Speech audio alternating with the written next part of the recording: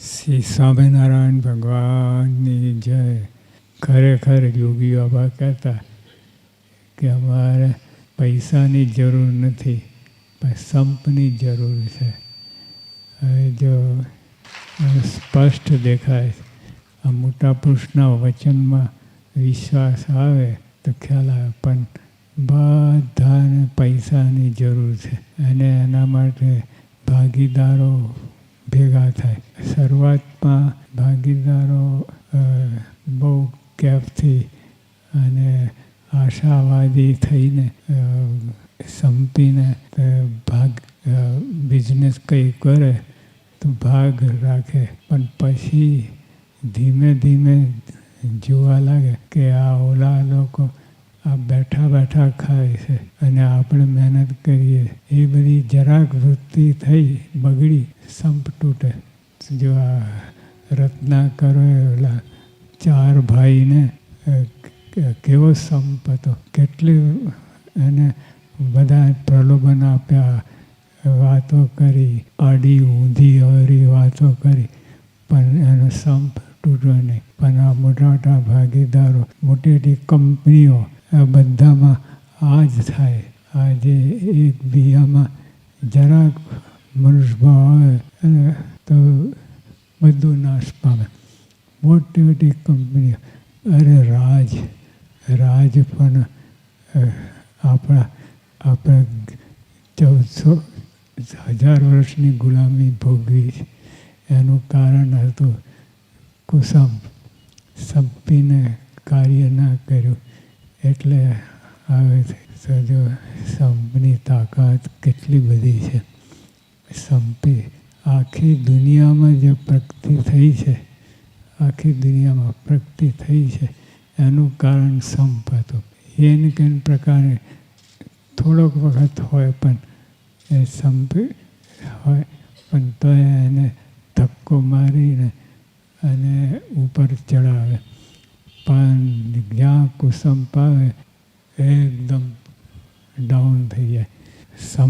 સંપથી બધું કાર્ય ઊંચે ચડે, પણ જરાક કુસંપ આવે બધું પડી ભાગે. ગમે એટલી હાઈટ હોય તો એ છદાન મેદાન થઈ જાય અને બધાનું આવી રીતે થયું છે. પણ જ્યાં સુધી સંપ હોય ત્યાં સુધી આગળ ને આગળ વધે. અને જે સંપ નભાવો બહુ મોટી વાત છે, પણ આખા આપણા જોવામાં આવ્યું છે કે કેટલા એવા કુટુંબો છે કે સંપીને બધું કરે છે.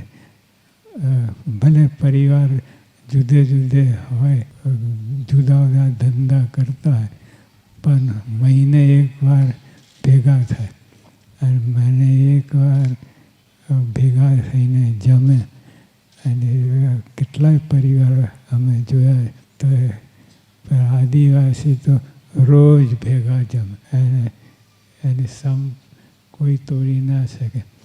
પણ સંપમાં જેવી તાકાત હોય, જે આદિવાસીઓમાં એવું કહેવામાં આવે છે કે 4 જણ જમવા બેઠા હોય અને કોઈ અતિથિ આવે ત્યાંથી પસાર થાય, એને બેસાડે, એને જમાડે છે કે આ અમારું છે, અમે રડેલું ખાઈએ છીએ, બીજા કોઈ માથાકૂટ ના કરે એ ભાવના જ નહીં.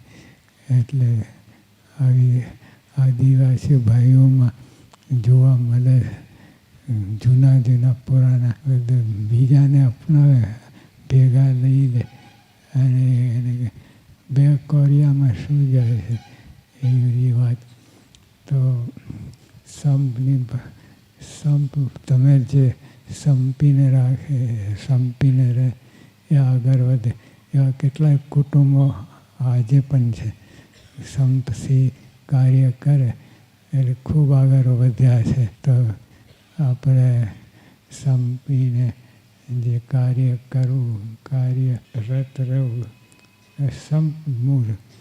જો સંપ હોય પણ બહુ અઘરું છે. સંપ ઠેઠ સુધી રાખવું બહુ અઘરું છે, પણ છે. ઘણા કુટુંબ એવા છે. એટલે આપણે આવી રીતે સંપીને રહીએ, ખૂબ આગળ વધીએ આગળ. અને ટૂંકમાં શાંતિ રહે. સંપમાં હોય શાંતિ રહે.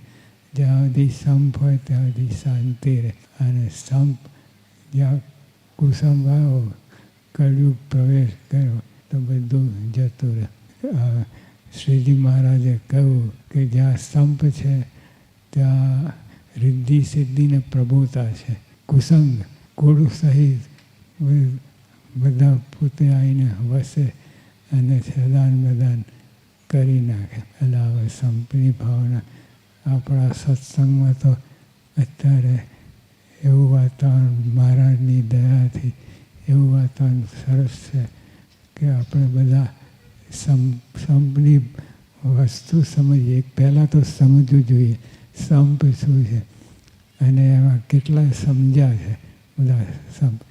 અને એને કેન પ્રકારે સત્સંગમાં વાતો થાય, બીજા સંતો વાતો કરે, હરિભક્તો અંદર વાતો કરે, એને લીધે આપણા સંપ સરસ છે. પણ તોય શ્રીજી મહારાજની અપેક્ષા છે કે એવો સંપ આપણે રાખીએ તો સત્સંગમાં ખૂબ મજા આવે અને આનંદ. તમને ખબર ના પડે અને ક્યારે અક્ષરધામમાં બેસી જાઓ ખબર ના પડે. એવી વાત છે. તો મહારાજને પ્રાર્થના કે આપણામાં બધા સંવત્તો વધતો જ રહે, એ જ પ્રાર્થના. સહજાનંદ સ્વામી મહારાજ.